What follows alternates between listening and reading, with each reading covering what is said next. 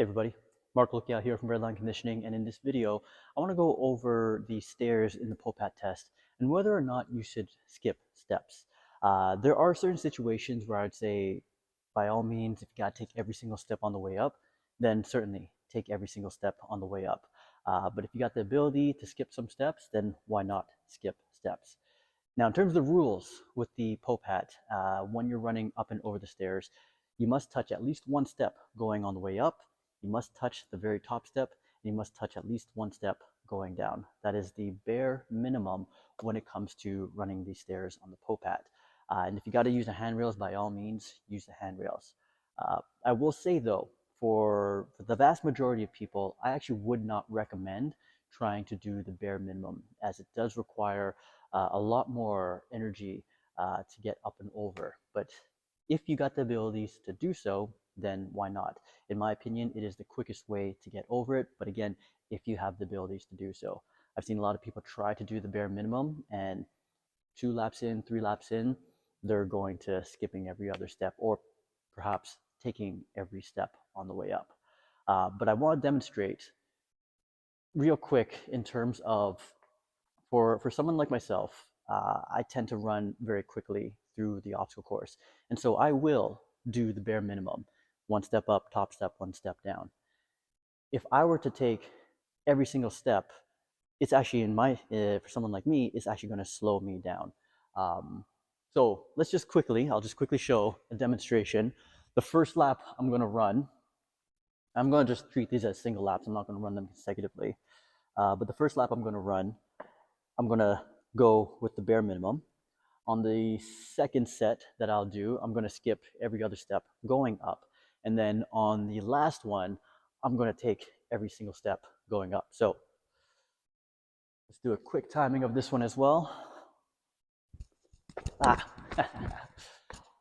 Didn't hit the start button on that one. Let me try that again.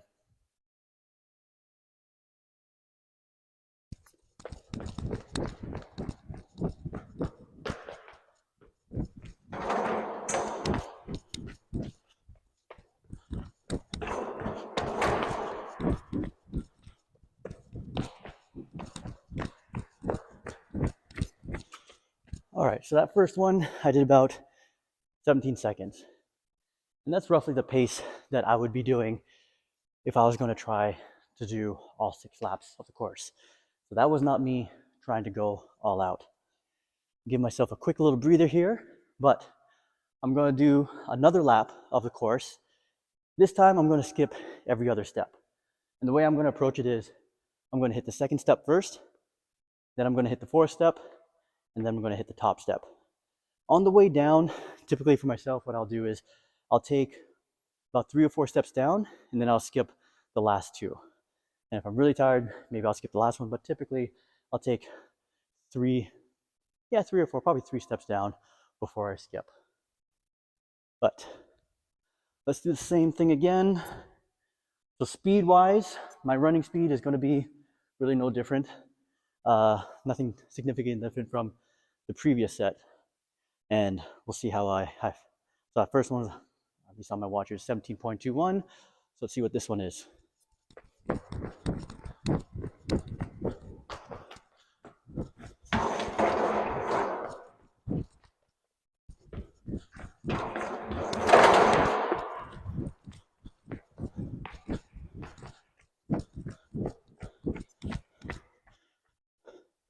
All right, now that one was actually not too far off of what I just did. So that was 17.29. The first one was about 17.21. I'm not sure, pretty sure you saw it, but I almost messed up on the way down. Kind of threw off my timing a bit.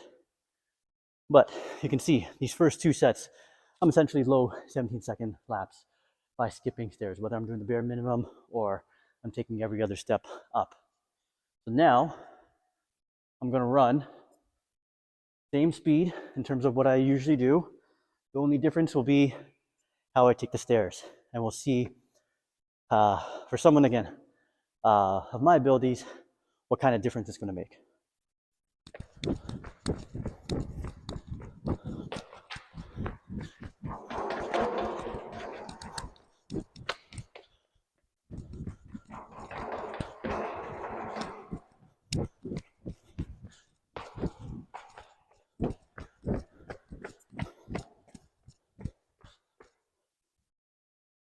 right, so for me, taking every single step up, that was 18.69 seconds. That's actually pretty significant. I'm essentially losing more than a second. Well, let's call it 1.5 seconds on one lap. Add that over the course of 6 laps. I mean, assuming it's a 1.5 difference every single time. Trying to do the quick math here. About 9 seconds. I'd end up being 9 seconds slower at a minimum if I were to try to take every single step up. So again, if you got the abilities to skip steps, I highly suggest skipping steps.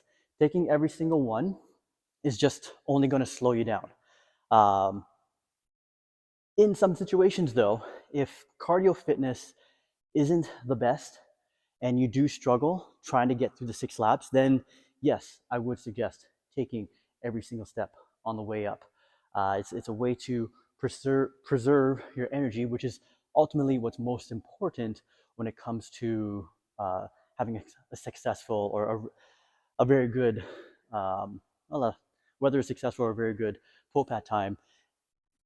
Energy management, saving as much when it comes to the machine and the vault, that's what's going to become important.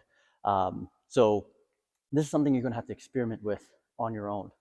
Find what style is going to be best for you, whether or not you have to take every single step up, whether skipping steps is fine, or if you can get away with the bare minimum. Again, it's going to be dependent on each person. I generally find for a good chunk of people, skipping steps, whether it's the first one I did or the second one I did, you're better off skipping steps in order to get a fast time, or at least a fast enough time on the 6 laps and still do well on the machine and the vault. Because even if you're skipping every other step, whether you go 2-4 top or 1-3-5 top or whatever style you do with skipping, because you generally have good momentum going into it with your running, you want to carry that momentum up and over the stairs. By taking every single step up, that's just slowing your momentum. But again, this comes down to what are your abilities.